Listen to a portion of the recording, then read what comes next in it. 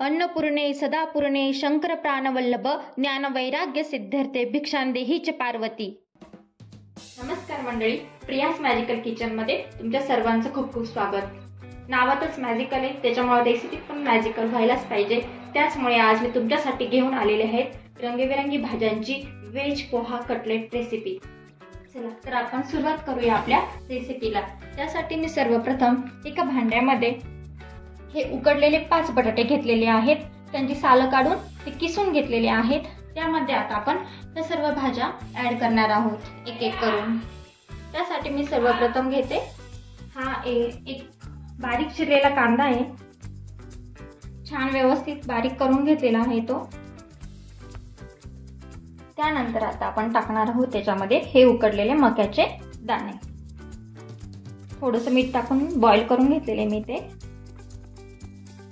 त्यानंतर आता आपण टाकणार आहोत हे किसलेला गाजर, अर्धा वाटी किसलेलं गाजर। त्यानंतर त्याच्यामध्ये जाणार आहे पाव वाटी शिमला मिरची। शिमला मिरची पण बारीक चिरून घ्यायची आहे, जेणेकरून भाज्यानंतर कचकच लागणार नाही। त्यानंतर ही छान अशी हिरवीगार अर्धी वाटी बारीक चिरलेली कोथिंबीर। कोथिंबीर असेल कोणताही पदार्थ छानच होतो। त्यानंतर आता आपण टाकणार आहोत त्याच्यामध्ये हे 3 ते 4 मिरचीचे तुकडे, ते मी ठेचून घेतलेले आहे। तुम्हाला जर हवं असेल तर तुम्ही बारीक चिरून टाकू शकता, पण लहान मुलं जर खाणार असेल तसे ठेचून टाकले तर कसे दाताखाली येत नाही, ते सहजपणे कटलेट खाऊ शकता, त्याच्यामुळे ठेचून टाकायचे। त्यानंतर आता आपण टाकणार आहोत मसाले। अर्धा चमचा हळद पावडर,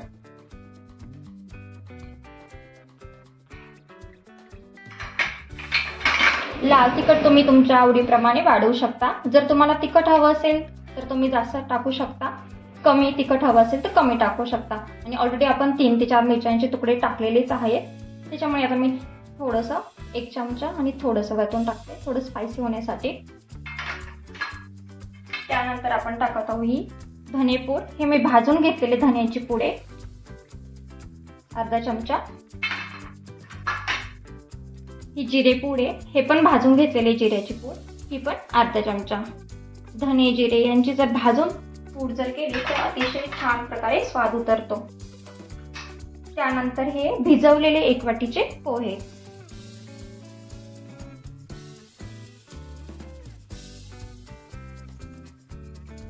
काय होतं ना की आपले घरामध्ये लहान मुलं माणसं भाज्या वगैरे काही खायला मागत नाही, त्यामुळे अशा पौष्टिक भाज्या असेल तर ते छानपैकी खाऊ शकतात। तर त्यात आणि नंतर चवीपुरते मीठ।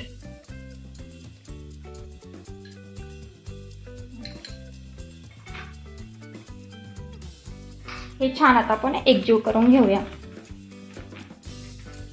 जास्त असं स्मॅश करू नका, कारण काय होतं की भाज्यांना पाणी सुटतं। मग हलक्या हाताने स्मॅश करा, जेणेकरून हे जे आपले उकडलेले मक्याचे दाणे थोडेसे क्रंच होतील बोटाने, इतकेच दाबून छान एकजीव करून घ्या।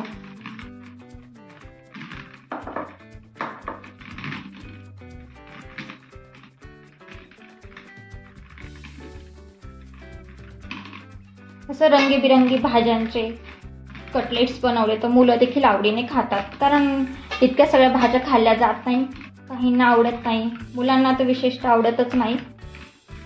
त्यामुळे आपण असे पदार्थ बनवले तर मुले आवडीने खातात आणि त्यांच्या पोटामध्ये देखील पौष्टिक पदार्थ पण जातात।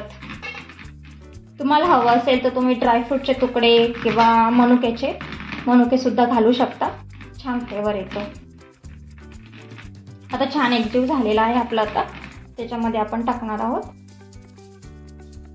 1 चमचा लिंबाचा रस। लिंबाच्या रसाने काय छान आंबट असा फ्लेवर येतो। आमचूर पावडर असेल तर ते तुम्ही घालू शकता। लिंबाचा रस टाकलेला आहे।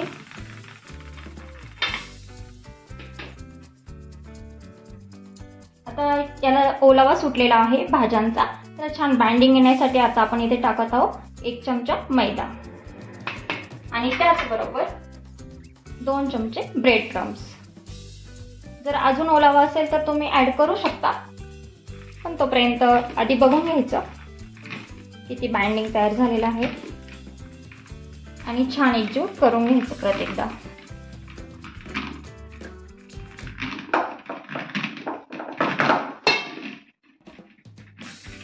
त्यानंतर खूप जास्त पण मळू नका, हलक्याच हाताने करून घ्या. आता याचे आपण छान गोळे करून घ्यायचे, तुम्हाला आवडतील त्या शेपमध्ये.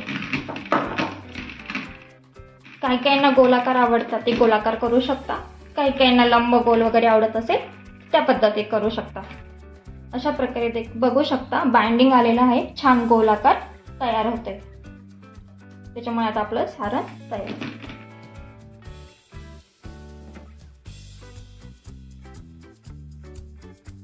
छान असे गोळे बनवून घ्यायच्यात आपल्याला. तुम्हाला हवे त्या साईज मध्ये छोटे मोठे करू शकता, गोलाकार.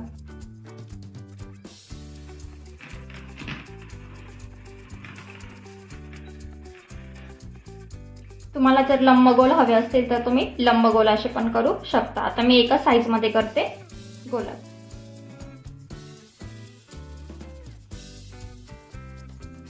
आता आपले सर्व रंगीबेरंगी व्हेज पोहा कटलेट बनवून तयार आहेत. आता आपल्याला तळायच्या आधी पुढची प्रोसिजर करायची आहे, त्याकडे आपण वळूया. त्यासाठी मी काय करते, एक बाउल घेतलेला आहे, त्याच्यामध्ये आपण 2 चमचे मैदा टाकूया. त्याच्यात आपल्याला पेस्ट बनवून घ्यायची आहे, त्यामध्ये थोडंसं चवीपुरतं मीठ आणि पाणी टाकून आपल्याला त्याची छान पेस्ट बनवायची. खूप घट्ट पण नको आहे, खूप पातळ पण नको आहे. अशी एक छान स्लरी करून घ्यायची, त्याच्या गुठळी अशा छान फोडून घ्यायचे आपल्याला.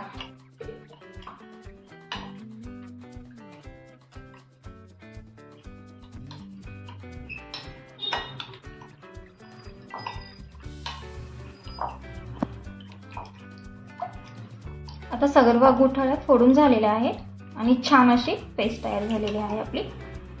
खूप पातळ पण नको आणि घट्ट पण नको अशी, जेणेकरून आपलं जे कोटिंग आहे वरचं ते एकदम छान प्रकारे तयार होईल. आणि आपले जे कटलेट आहे ते वरतून क्रिस्पी आणि आतून सॉफ्ट राहतील. ही जी स्लरी आहे ती तयार झालेली आहे. तोपर्यंत मी गॅसवरती कढईमध्ये तेल तापण्यासाठी ठेवून दिलेलं आहे. तोपर्यंत आता आपण पुढची प्रोसिजर करूया. ही जी टिक्की आहे त्याची घ्यायची आपल्याला आणि पहिल्यांदा कोरड्या मैद्यामध्ये अशी छान घोळून घ्यायची. कोरड्या मैद्यामध्ये का बरं, तर काय असतं, आतमध्ये सर्व भाज्यांचा ओलावा असतो आणि मग जर आपण तशी त्याच्यात टाकली ती अजून ओली होऊन जाईल. याच्यामध्ये जर घोळून घेतली तर आतला ओलावा आताच इथेच बंद होऊन जातो.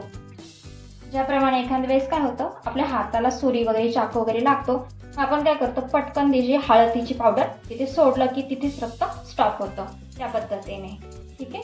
आता आपण ही स्लरीमध्ये हे टिक्की टाकूया. छान अशी ओली झाली की आता ब्रेड क्रम्स मध्ये ठेवायचे आणि अशी छान अशी ब्रेड क्रम्स मध्ये घोळून घ्यायचे.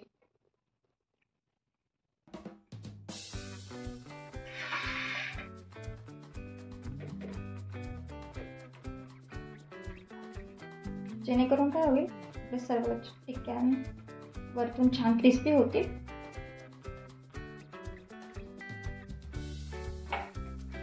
आणि सर्व बाजूने ब्रेड क्रम्स लागला पाहिजे.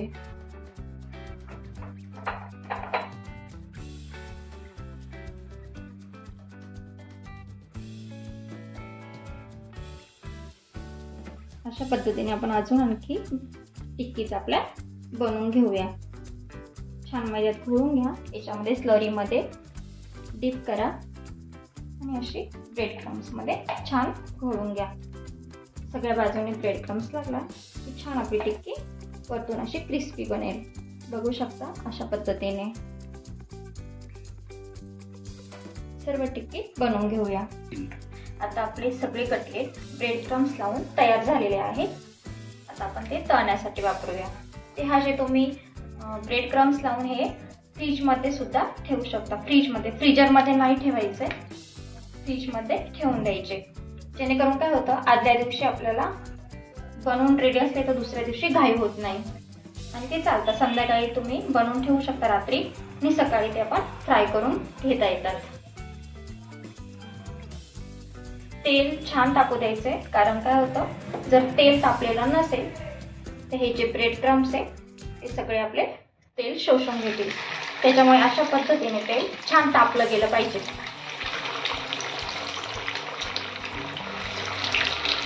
छान आवाज येतो असा टाकल्यावरती टिक्की. आणि अर्धा मिनिट काही करायचं नाही, आपल्याला मीडियम गॅसवरतीच हे सगळं करायचं, खूप लो गॅसवरती पण नाही करायचं. आणि अर्धा मिनिट काही हलवायचं नाही, जोपर्यंत ते शेप घेत नाही तोपर्यंत हलवायचं नाही. अशा पद्धतीने आपण आता डीप फ्राय करतोय, तुम्ही शालो फ्राय पण करू शकता. छोटे मुलं असेल तर तुम्ही शालो फ्राय केलेलंच योग्य राहील. तुपामध्ये शालो फ्राय करून घेऊ शकता. माझा मुलगा आहे त्रिजल, त्याला सुद्धा मी असेच कटलेट बनवून तुपामध्ये फ्राय करून देते. तो अतिशय आवडीने खातो, कारण ह्या ज्या आपण कलरफुल वेजी टाकल्या आहे त्याने कलर अतिशय सुंदर येतो टिक्कीला. छान आता त्यांनी शेप धरलेला आहे. आता आपण ते पलटी मारूया.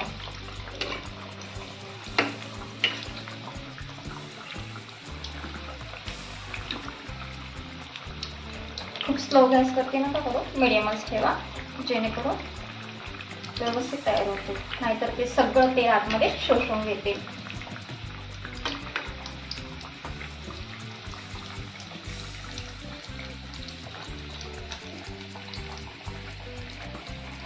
आणि मीडियम गॅस असेल तर काय होतं की वरतून ते छान क्रिस्पी होतात, पण आतून मस्त सॉफ्टच राहतात.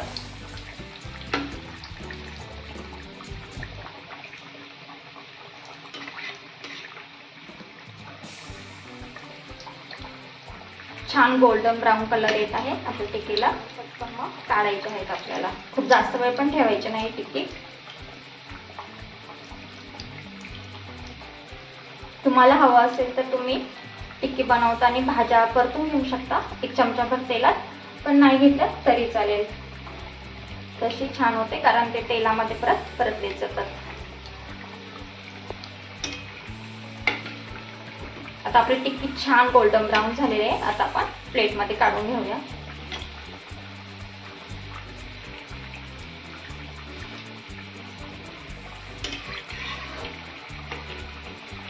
खूप जास्त काळपट रंग पण येऊ देऊ नका.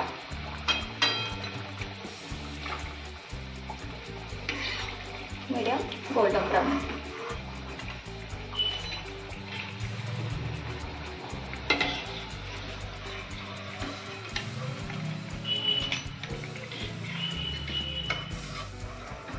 बघू शकता तुम्ही, छान ब्राऊन रंग आलेला आहे आपल्या टिक्कीला. अशाच पद्धतीने सगळे टिक्की बनवून घ्यायचे आहे. ते व्यवस्थित निथळू द्यायचं आहे. आवाज येत असेल तुम्हाला किती क्रिस्पी झालाय.